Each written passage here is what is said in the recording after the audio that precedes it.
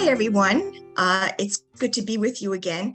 As you may have known, I've been away to Greece and on a 10-day trip, 10-hour flight. It was something that was planned months ago, and it was just phenomenal.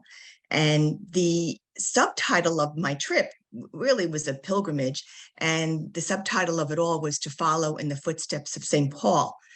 So whenever you do something like that, it's just very exciting. It brings to life what we know through scripture and the stories we've heard.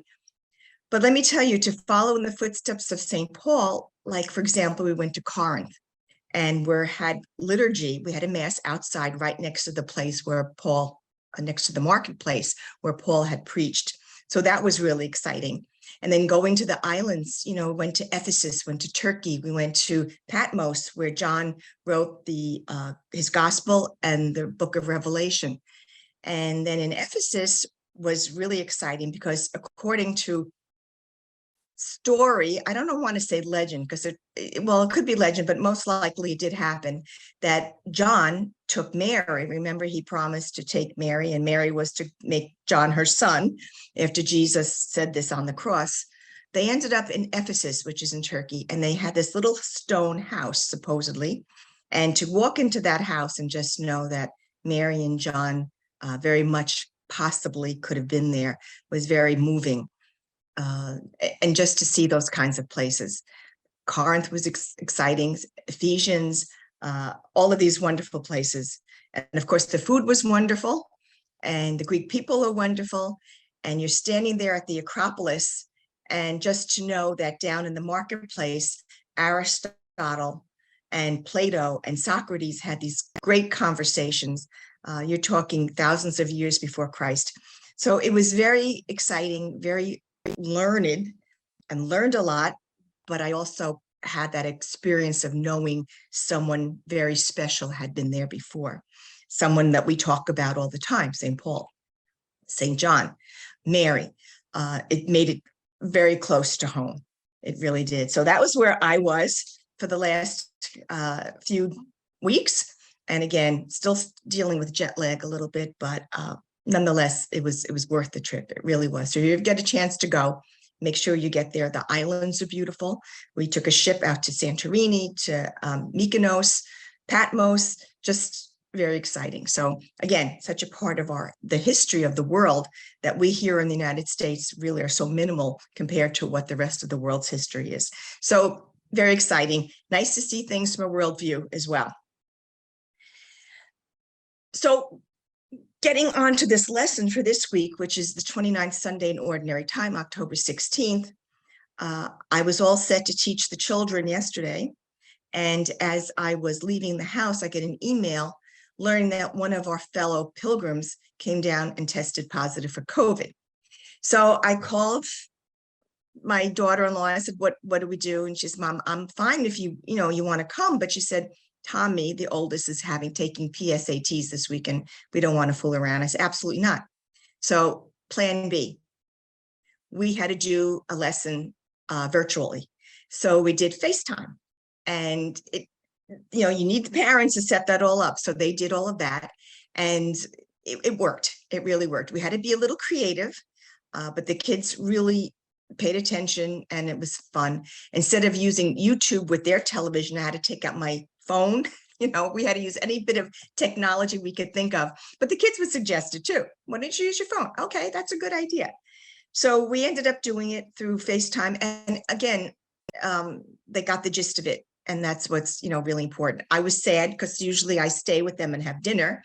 And at that time, I was going to talk to them about the trip and also show them photographs, especially with those of religious significance. Couldn't do it, but we're going to do it next week. So we just have to wait. I asked them, and I had given the parents the last 2 weeks of lessons. I said to them, how did it go? Well, the response very honestly was, it kind of went, but we just mostly read the stuff, and we really didn't get into it deeply. And I said, okay, I'll have a chat with your parents, but I'm not going to worry about it, because the reality is, one of the blessings is of having a lectionary based program, is that you're going to revisit the theme the topic somewhere or another in the next, few years, or maybe even months, somehow next year, perhaps. So I didn't get too worried about it. We'll go over it. I told them to make sure they pay attention to the word of the week, read what you could, and we'll go over it a little more when I'm in person with them next week. So before we start the lesson. So we got into blessing yesterday, and this was interesting because, as you know, the gospel is about the widow and the unjust judge. My suggestion was, even to anyone, was to explain what a widow is and what a judge is. And we did that, and they knew, they know anyone who might be a judge or it might be a widow, and they could name people, and just to help them understand, who these people are so present in this gospel, in this particular gospel. What I personally loved about this particular gospel and the lessons that come from it is it's a great opportunity to talk about prayer. And if you remember last time, I mentioned to you that I thought that the children were ready to get into another level of prayer by doing this meditation with them, and seeing the need was more for them to be more insightful with their prayer. And I asked them about it, and they said, yes, they have. And I was glad. And my granddaughter, Sage, was like, Grandma, this is part of my night routine. I say my prayers, I brush my teeth. And I said, good. Justin was like, I get into bed, Grandma, and I pray. And sometimes if I'm too tired, it doesn't happen. So very honest. And I suggested maybe you want to pray in the morning. That might happen to Ann at night, whenever you feel the need to do it. But with this topic, basically on prayer, the never-ending, consistent, persistent prayer, which I love, brought up many questions as well. As I said, I talked to them about their prayer life, and I noticed with them that maybe it was time to even do something different when they do their praying. And I said to them, what about if you just imagine Jesus is there? Picture him there, whether he's sitting on the side of the bed, whether he's sitting in a chair across from you, whether he's standing there, whatever way you see Jesus, imagine Jesus is there. And sometimes that will make it even easier for you to tell Jesus what you're thinking, what you're feeling, what you might need. So they were fine with that. And I said, try for the week and let's see what happens. And then next week we can talk about it. With younger children, I think this is such a great opportunity, this lesson, to start them with their relationship with Jesus through prayer. What I might suggest for younger children, not so much imagining Jesus being there, but having something that they can touch, they can feel, whether it be a statue, whether it be a picture of some sort, of seeing Jesus, to have that imagery in their mind, whether they can hold it or just, look at it. And there's so many nice photos, or not photos, they're not photos of Jesus. I mean, they didn't have cameras in those days, but nice portraits of Jesus, sometimes even playing a sport with children, younger children. So something they can find tangible, that this Jesus does exist and I can talk to Jesus. Again, either through a statue or a painting of some sort. At a younger age, I wouldn't suggest Jesus on the crucifix. That will come, and that you will deal with that Easter time, Lent time. I think for them, their first approaches to this, it might be easier or more inviting for them to be speaking to Jesus, who is more comforting for them, maybe not crucified on a cross. Not that they couldn't handle it, but I think they don't need to deal with that yet, because that in itself will bring up all kinds of questions. And the younger children, they're still a little shaky on that, because that's where they're at. Older children even can have a difficult time with that. So again, that will come during Lent, that will come during Easter time.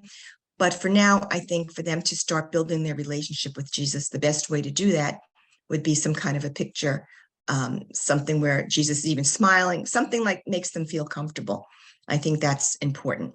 And also not to have Jesus with blonde hair and blue eyes, because Jesus didn't have blonde hair and blue eyes. People from the Middle East don't have blonde hair and blue eyes. So to make it as real as possible, something that either maybe you gave them, or that could be significant, or just so that they have that present to them when they do their praying. The other things that can come up with discussing prayer. And the children kind of alluded to it yesterday, and they're older. The younger children probably won't think of this. Maybe they will. For the younger children, for all of us, the question is to be persistent in our prayer, to keep going to Jesus, no matter how many times you need him for a variety of reasons. And yesterday, I noticed with the children, because of the lesson itself, it was more about praying for what is more significant rather than things.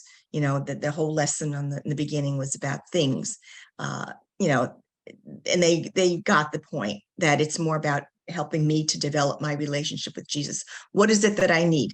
Do I need to be more patient? Do I need to be more loving? Do I need to be more aware of those around me? So they got that. But with the older children too, depending on, you know, at some point, they're going to start to ask, I prayed and I prayed and I prayed, and God didn't answer my prayer, or God didn't seem to answer my prayer. So that's a whole other challenge I think we all need to be aware of. All of us adults have had that experience. I know, I'm sure. Those of us who are praying people, you know, we've prayed for something and, you know, had those moments. Even Jesus did. You know, where are you, God? Why aren't you answering my prayer? But the lesson here is that God does answer our prayer. It may not be the one that we expected. And at the end of the day, it's because God knows what's best for us. So trying to get that across to children in this culture can be difficult, but the most important thing for them to know that they're on this journey of prayer. It's not only about knowing facts and knowing doctrine and knowing those kinds of things, but also starting to develop their spirituality. And this is what happens. And this is what happens through prayer. This is what happens for us through prayer. So you're more seasoned because you've experienced all these things and you have the answers, or not necessarily the answers, but points of discussion that you can have with them. These questions will come up. They should come up.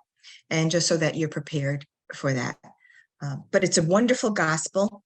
I love the widow. I love her persistence. And the kids noticed it too. And I mentioned to them, you know, you have to understand that women in those days, even in the time of Jesus, were really on the lower rung of the ladder in terms of society. And being a widow even makes you more of an outcast. So here, Jesus makes her the important one, and more so than the judge. And she has it right. She's going to keep asking until she gets things right, because she's a just woman. And something, I think that's the great lesson. So we can talk to the children about those people in that gospel, and who is it that Jesus really puts forward is the widow and her persistence in prayer, something we all should keep doing. And again, may not be the answer we expected, but we have to believe and trust into God, and through God's grace, that we will also know what is best after God reveals it to us. So that was this week. It was, again, we had to be creative. We did it. The children helped with, you know, they can help with different suggestions when you have to do it virtually. But all in all, it was fine. They got it, and they have what they have to do for next week. We're all set, and they're progressing. I'd like to think they are progressing. I think they are, and I'll know more next week when I talk to them about their prayer using a different idea of imagery.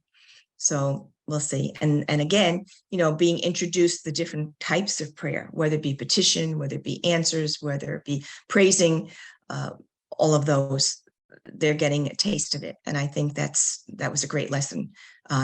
This gospel gives us much to work with and much to think about for our own spiritual growth. So good luck with your lesson, and I'm sure it will be great. And we'll see you next week. Take care. Bye-bye.